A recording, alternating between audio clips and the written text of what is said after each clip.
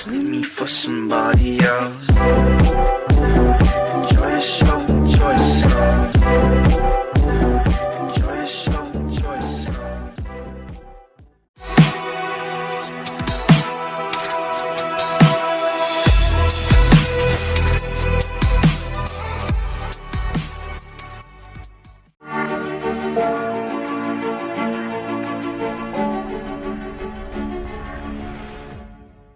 Assalamualaikum, Ustaz.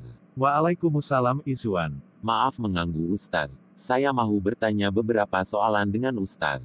Tidak mengapa, tanyalah, dengan senang hati saya menjawab mengikut tahap pengetahuan dan kemampuan saya.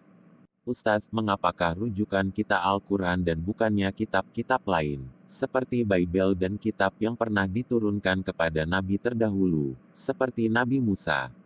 Baik, soalan itu, saya tertarik untuk menjawab. Izwan, kamu perlu tahu bahwa kitab-kitab terdahulu yang diturunkan kepada nabi-nabi terdahulu seperti Nabi Musa, hanyalah untuk umat pada ketika itu, dan sesuai dengan keadaan pada ketika itu, kalau ianya ada hingga hari ini, kitab-kitab itu sudah diubah isi kandungannya. Mereka yang jahil akan terpedaya dan sesat, sedangkan Al-Quran itu dijaga daripada sebarang penyelewangan yang akan berlaku. Firman Allah dalam surah Al-Hijr ayat 9 maksudnya sesungguhnya kamilah yang menurunkan Al-Quran dan kamilah yang akan memeliharanya, jadi ianya selamat untuk kita jadikan sebagai sumber utama dalam panduan hidup kita. Terima kasih Ustaz atas penjelasan. Saya juga mau bertanya mengapakah umat Islam perlu berpuasa walhal yang lain tidak? Puasa merupakan ibadah dan wahyu yang diturunkan kepada Nabi Muhammad daripada Allah, dan ianya mengajar kita erti sabar, sekaligus dapat merasa laparnya orang miskin. Puasa juga merupakan perintah daripada Allah dan merupakan rukun Islam. Sebagai seorang hamba, kita perlu taat kepada pencipta tanpa memikirkannya, dan yakinlah pasti ada hikmah di sebalik perintah, manakala agama lain menganggap bahwa puasa mengongkong pemakanan mereka dan merasakan puasa itu sebagai satu beban. Jadi mereka tidak mematuhi apa yang sepatutnya mereka wajib lakukan. Terima kasih Ustaz. Saya semakin paham mengapa Allah memerintahkan kita untuk berpuasa. Sama-sama, adakah lagi soalan kamu? Ada Ustaz, kenapa kita perlu menyembah Allah dan bukannya alam seperti pokok dan matahari? Soalan kamu yang ini saya suka. Untuk pengetahuan kamu Izwan, Allah merupakan sang pencipta yang menciptakan saya, kamu, dan kita semua, dan apa juga yang ada di atas muka bumi ini. Allah tidak beranak dan tidak diperanakan. Sebagai hamba kita perlu menyembah dan taat kepada Tuhan yang mencipta segala sesuatu, sedangkan pokok dan matahari itu adalah ciptaan Allah. Kita tidak layak menyembah sesuatu yang dicipta, malahan benda atau tumbuhan itu tidak mendatangkan manfaat kepada kita. Maksudnya Ustaz, kita perlu menyembah Tuhan yang esa dan tidak perlu memikirkan kejadiannya karena Dia meliputi segala sesuatu. Ya, begitu Izwan. Terima kasih Ustaz. Saya paham sekarang. Semoga apa yang saya sampaikan akan kamu ingat sampai bila-bila dan bermanfaat kepada kamu. Baik Ustaz, soalan terakhir saya, mengapakah perempuan Islam perlu menutup aurat dan bukan Islam tidak perlu semua itu? Perlu kamu ketahui ketika zaman Nabi wanita ini dipandang rendah, dan Nabi mengangkat semula darjat wanita, wanita sangat mulia di sisi Islam, sehingga kan kewajiban menutup aurat ini adalah salah satu hikmah untuk menjaga marwah wanita. Wanita bukan Islam dan yang Islam juga sebenarnya ada yang tidak taat dengan suruhan agama, mereka ini sebenarnya merasakan diri mereka dikongkong dan dikontrol cara pemakaian mereka. Jadi mereka enggan untuk mengikuti perintah walhal mereka akan menerima azab di kemudian hari.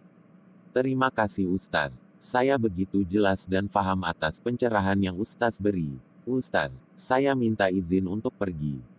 Assalamualaikum. Alhamdulillah, sama-sama. Waalaikumsalam.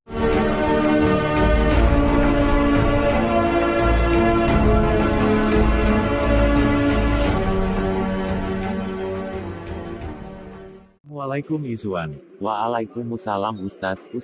Saya minta maaf mengambil masa Ustaz. Saya takut kalau saya tanya melalui chat saya tidak paham dan akan keliru.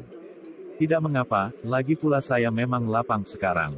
Ustaz jemput duduk. Terima kasih. Jadi kamu apa kabar?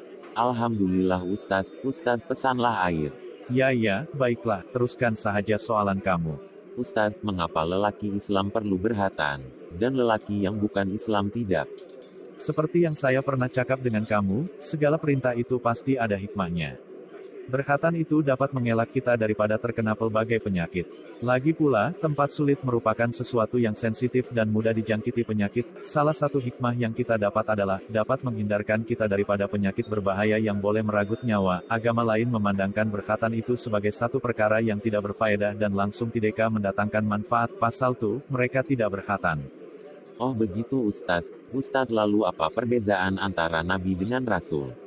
Soalan ini lazim kita dengar, namun masih ramai masyarakat yang terpinga dan menganggap Nabi dan Rasul itu sama. Sebenarnya Nabi diturunkan wahyu untuk dirinya dan perlu disampaikan kepada orang lain, manakala Rasul pula diturunkan wahyu kepada dirinya dan tidak perlu disampaikan kepada orang lain. Faham?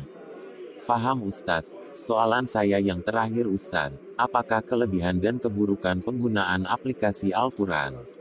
Aplikasi ini sebenarnya memudahkan kita untuk membaca Al-Quran di mana sahaja kita berada, dan kita boleh membukanya pada bila-bila masa. Namun, keburukan yang paling ketara adalah kita tidak berguru dan sekiranya kita salah membaca tiada yang menegur dan memerbetulkan kita. Jadi, bergurulah. Namun, tidak salah menggunakan aplikasi ini, cuma kita perlu berhati-hati dan rajin bertanya sekiranya terdapat keraguan.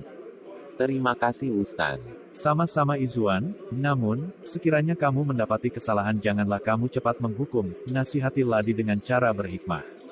Mungkin dia melakukan dalam keadaan jahil dan tidak tahu, berpositiflah sentiasa.